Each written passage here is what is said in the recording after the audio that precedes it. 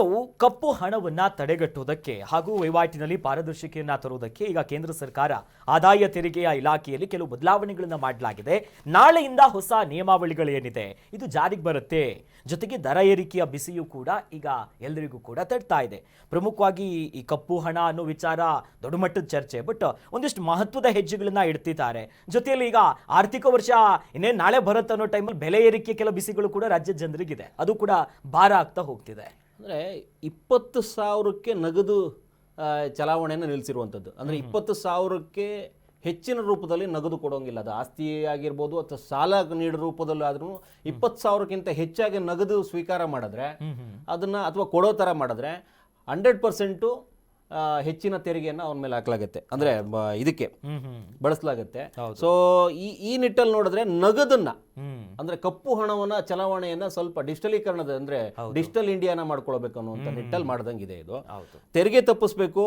ಈ ಹಣ ಈ ಕೆಲವ್ರು ಏನ್ ಮಾಡ್ತಾರೆ, ಈ ಲಿಮಿಟೇಷನ್ 20,000 ಇಟ್ರೆ 1,00,000ನ 20 ಡಿವೈಡೆಡ್ ಬೈ 5 ಮಾಡಿ ಬೇರೆ ಬೇರೆ ಅಕೌಂಟಿಗೆ ಹಾಕ್ತಿದ್ರು. ಅದ್ರ ಕಡೆನೂ ಕೂಡ AI ಮತ್ತೆ ಈ ಬೇರೆ ಯಾವ್ದು ಆಧಾರ್ ಲಿಂಕಲ್ಲೂ ಕೂಡ ಇದನ್ನ ಕಂಡುಹಿಡಿದು ಅದರ ರೂಪದಲ್ಲೂ ಕೂಡ ದಂಡ ವಿಧಿಸಲಾಗುತ್ತೆ. ತುಂಬಾ ದೊಡ್ಡ ಮಟ್ಟಕ್ಕೆ ಈಕೆ ಒಂದು ಈ ಖಾಸಗಿ ಯಾವುದು ಸೇವಾ ಇದಕ್ಕೆ ಯಾವುದದು ಉಳಿತಾಯ ಖಾತೆಯಲ್ಲಿ 10 ಲಕ್ಷ ಡಿಪಾಸಿಟ್ ಮಾತ್ರ ಇಟ್ಕೊಂಡಿದ್ದಾರೆ. ಅದಕ್ಕಿಂತ ಹೆಚ್ಚಿನ ವಾರ್ಷಿಕವಾಗಿ ಅದಕ್ಕೆ ಮಾಡಂಗಿಲ್ಲ. ಈ ಪಾನ್ ಕಾರ್ಡ್ ಇಲ್ಲದೆ ಇರೋರಿಗೆ 5 ಲಕ್ಷಕ್ಕೆ ಮಾತ್ರ ಸೀಮಿತ ಮಾಡಿದ್ದಾರೆ. ಈ ಚಾಲ್ತಿ ಅಕೌಂಟ್ಗಳಿಗೆ 50 ಲಕ್ಷ ಅಂದ್ರೆ ವಾರ್ಷಿಕವಾಗಿ 50 ಲಕ್ಷ ಮಾತ್ರ ಅವರು ನಗದು ರೂಪದಲ್ಲಿ ವ್ಯವಹರಿಸಬಹುದು. ಅದ್ರ ಮೇಲ್ಗಡೆ ಆದ್ರೆ ಮತ್ತೆ ಅದಕ್ಕೆ ಬೇರೆ ರೀತಿ ಮಾಡುತ್ತೆ. ಬ್ಯಾಂಕೇ ಅವರಿಗೆ ಯಾವುದು ಆದಾಯ ತೆರಿಗೆಗೆ ಸೂಚನೆ ಕೊಡೋ ತರ ಮಾಡುತ್ತೆ.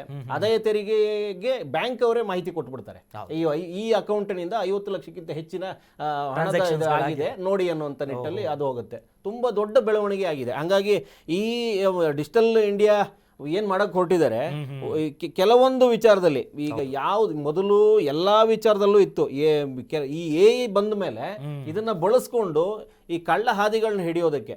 ಅಂದ್ರೆ ಒಂದೊಂದು ಸರಿ ಅನ್ಸುತ್ತೆ ಈ ಕಟ್ಟುನಿಟ್ಟಿನ ಕ್ರಮ ತುಂಬಾ ದೊಡ್ಡದ ವ್ಯವಹಾರಗಳನ್ನ ಈ ಸ್ವಲ್ಪ ತಡೆ ಹಿಡಿಯುತ್ತಾ, ಇದನ್ನ ಜೀರ್ಣ ಆಗತ್ತಾ ಇಲ್ವಾ, ಭಾರತ ಈ ಮಟ್ಟಕ್ಕೆ ಡಿಜಿಟಲೀಕರಣ ಆಗೋದಕ್ಕೆ ಈಗಲೇ ತಯಾರಿ ಇದೆಯಾ? ಯಾಕಂದ್ರೆ ನೋಟ್ ಬ್ಯಾನ್ ಆದಾಗ ತುಂಬಾ ದೊಡ್ಡ ಅತಂತ್ರ ಪರಿಸ್ಥಿತಿಗೆ ಹೋಯ್ತಲ್ಲ. ಇದನ್ನ ಏಕಾಏಕಿ ಇಷ್ಟೊಂದು ಆದಾಯ ತೆರಿಗೆ ಇವತ್ತೇನು ಇದು ಮಾಡ್ಕೊಂಡಿದ್ದಾರೆ, ಅಂದ್ರೆ ಈ ತೆರಿಗೆ ಇಲಾಖೆ ಕ್ರಮಗಳು ಅಷ್ಟು ಬೇಗ ಜೀರ್ಣ ಆಗತ್ತಾ ಅನ್ನುವಂಥದ್ದನ್ನೇ ಒಂದೊಂದಾಗೆ ತರಬಹುದಾಗಿತ್ತು. ಆದ್ರೆ ಈಗಾಗಲೇ ಇದನ್ನು ತಂದಿರೋದು ನೋಡಿದ್ರೆ ತುಂಬಾ ದೊಡ್ಡ ಮಟ್ಟಕ್ಕೆ ಎಲ್ಲೋ ಒಂದು ಕಡೆ ತೆರಿಗೆ ಇಲಾಖೆಯ ಈ ಏಪ್ರಿಲ್ 1ರಿಂದನೇ ಎಲ್ಲವನ್ನೂ ಹೊರೆಯಾಗಿಸಿದ್ದು ಸಾರ್ವಜನಿಕ ವಲಯದಿಂದ ನೋಡಬೇಕು ಯಾವ ರೀತಿ ಇದನ್ನ ವ್ಯತಿರಿಕ್ತ ಪರಿಣಾಮ ಬೀರುತ್ತಾ ಅಥವಾ ಸಾರ್ವಜನಿಕರು ಇದನ್ನ ಒಪ್ಪಿ ಮುಂದೆ ನಡೀತಾರ ಅನ್ನೋಂಥದ್ದನ್ನ. ಯಾಕಂದ್ರೆ ಕ್ರಮ ಆದ್ಮೇಲೆ ಅದನ್ನ ಒಪ್ಪಲೇಬೇಕು, ಆದ್ರೆ ಅಷ್ಟು ಈಸಿಯಾಗಿ ಜೀರ್ಣ ಆಗುತ್ತಾ ಇದೆ ಅನ್ನುವಂಥದ್ದನ್ನ. ಅಜೀರ್ಣ ಆಗೋದೇ ಹೆಚ್ಚಿದೆ ಇದರಲ್ಲಿ ತುಂಬಾ ದೊಡ್ಡ. ಯಾಕಂದ್ರೆ ನಗದು ಅಷ್ಟು ಹರಿದಾಡ್ತಾ ಇರುವಂತ ಪರಿಸ್ಥಿತಿ ಒಂದು 2 ಲಕ್ಷದವರೆಗೂ ಇತ್ತು.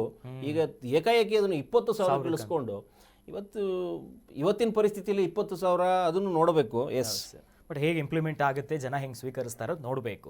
ಕರ್ನಾಟಕ ನ್ಯೂಸ್ ಬೀಟ್ ಫಾಲೋ ಮಾಡಿ, ಸಬ್ಸ್ಕ್ರೈಬ್ ಮಾಡಿ.